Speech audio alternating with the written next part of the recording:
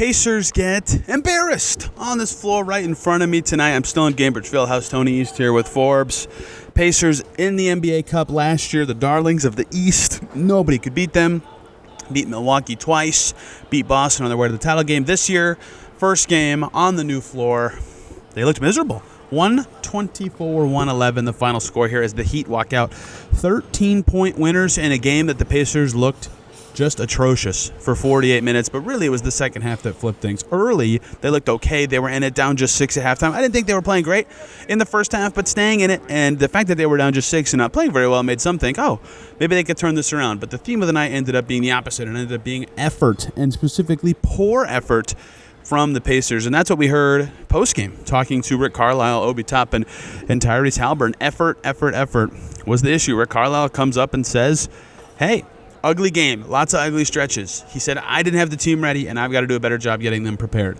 That might be true. It was also an NBA Cup game, and the Pacers fell under 500 Wednesday, right? There should have been more motivation from everybody in that case. Carlisle also said that there was getting booed twice by their home fans is cause for alarm. The effort was just not there from the Pacers all night. And in particular, it was from one lineup. The starting five. Mathurin, Shepherd, Haliburton, Siakam, Turner in this game. 19 minutes, 44 seconds. They scored 33 points. That will not cut it for almost 20 minutes of play. Pretend it's 4 minutes to go till halftime and the Pacers had 33. That would be concerning. The Heat in that stretch scored 54. Pacers were minus 21 with their starting five on the floor tonight.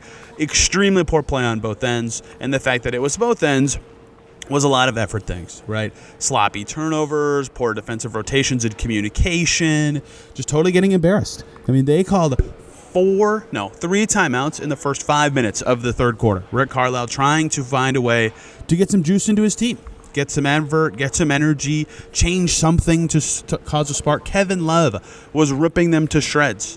Kevin Love, a vet who can't run very fast, was ripping the Pacers to shreds. None of the stoppages changed a thing. Heat kept rolling, and Carlisle pulls all the starters. Pathetic effort from them, deserve that. The bench group came in. It was Enrique Freeman, Johnny Furphy, TJ McConnell, Obi Toppin group. I can't remember the fifth player. I believe it was Jarris Walker. Quentin Jackson came in for Furphy later. That group did great. That group had a wonderful night. Toppin played well. McConnell played well. Jarris Walker had some turnover issues, but largely played well. They got great play from Quentin Jackson again. You know, those guys gave energy and showed what tonight could have been about for the Pacers. Energy and winning effort and all that kind of stuff. Their depth showed up after not showing up 2 days ago.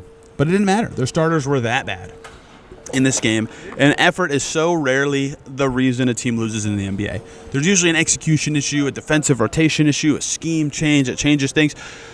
Something that goes wrong. Effort is very rarely it. It was today. Obi Toppin said, we're going to learn from it. Come tomorrow and just be better from it. Pacers practicing in between 2 days of games. That's how poor they played. Tyrese Haliburton swearing in his post-game presser about how poor the team played. He said, that's the repercussions of not doing your job, of the starters getting benched in the third quarter. He was frustrated with his effort and the team's. He said, doing a lot of dumb on both ends of the ball. Right, the starting five looked terrible. There was a moment where they were trying to surge in the third quarter. They made a free throw. Heat turned around, threw it in bounds, turned around. Tyler Hero wide open corner three. Transition corner three for a good shooter on a made free throw. That's lack of focus. That's lack of effort. That play led to a Carlisle timeout. So, yes, out of all the simple analysis things that can happen in a basketball game, this one, for the first 4 minutes of this video, I only want to talk about effort because that was the thing that cost the Pacers this game. They did not have enough focus or effort in this game, and it totally cost them. That said, it looked like this was going to be potentially something the Pacers would be happy with early. And I say that because Tyrese Haliburton, in 28 minutes and 39 seconds, had 18 points on 10 for 14 shooting. He was 4 for 9 from deep with 8 assists. It's a pretty good stat line. He was aggressive hunting for a shot after missing his first three. He found a groove. He was settling in shooting. And there was a play that happened that no one cares about but me. But Khalil Ware was in for the Miami Heat, Indiana Hoosier. You can watch his shoot-around media availability on this channel. And the ball was thrown his way, and he kind of tipped it and couldn't handle the pass, and it went out of bounds.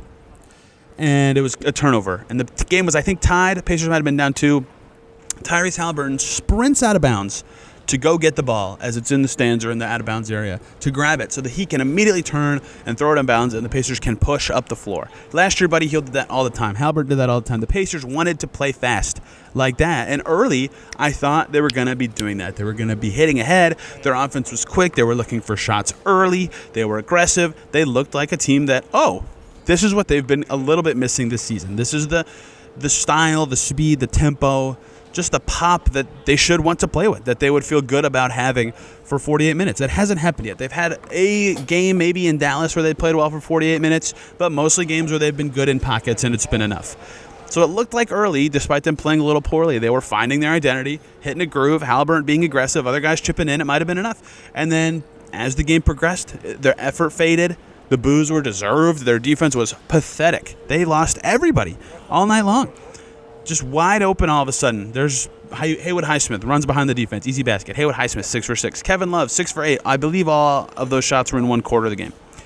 They would just lose Josh Richardson behind the arc. Duncan Robinson was moving around, so he didn't even shoot very well, Duncan Robinson did, but he was moving around and getting a ton of open looks. 9 threes for Duncan Robinson attempted in this game. It was so strange to see that effort and style fade away because it was working. They were winning after the first quarter. They were right in it until the middle of the second, and then he just exploded to up 10 and never really looked back. It was close-ish at halftime. Felt like maybe the Pacers could make it a game. Instead, 6 minutes later, it was a 20-point Heat lead. Just a night the Pacers should absolutely want to forget, and yet at the same time, they can't forget it. They have to find a way to address what happened in this game. Effort nights can't happen, and you know it's an effort night because the bench group played with effort and was sensational. Obi Toppin, 8 for 10 with 21 points. If he played even half that well in Orlando 2 days ago, the Pacers would have beat the Magic. Jarrett Swanker, 4 for 6 with 11.7 boards and 4 assists. Yes, he had 7 turnovers. If he played that well in Orlando 2 days ago, the Pacers win that game. Enrique Freeman played well for 13 minutes. Johnny Furphy and Quentin Jackson contributed. TJ McConnell hit 6 shots and had 4 assists on his way to 14 points. All those guys had a positive plus-minus. They were moving well. The ball was popping. The Pacers' best run of the third quarter, one that actually made it look like it could end up being a game again, was with that you did on the floor. And that was how you knew it was an effort night, when the bench came in and was giving it their all and cutting into it, even with some Heat starters still in the game. That's what made it feel like a game that the Pacers could, in theory, get back into if their effort was right, if their players played well. Starters came back in early fourth. I thought their effort was better, and they played like crap, and the Heat lead got bigger, and that was it. It was just a pathetic night for the Pacers, and one they have to figure out how to flush, not because they should want to forget it, but because they need to figure out how to make it a turning point, a learning point. They responded well to losses last year, and they have done sort of that this year, right? Their win in Dallas, their win over Boston, their win over New York coming after losses. But they've also had games like against Philly, like this one, where they lost the one before it and did not come out with that fire and intensity that you'd think they would need after a game like that. And they now sit at 5-7. They're a horrible, hard start to the season. Schedule-wise is about to end, and yet no one can feel good about them. They're not playing well. They're not putting in the effort they need at a time like this. They lost their first NBA Cup game, sans finals ever tonight. Yes, some stuff looked good early. It all faded away. No one in the starting five played well enough. Effort should never be a reason an NBA professional basketball team loses. Yet there it was for the Pacers. They've got a lot to clean up. They'll practice tomorrow. They play the same exact team in this very building on Sunday. We'll have more coverage on this very channel. Thanks for watching. Hope you all having a great weekend. We'll see you soon.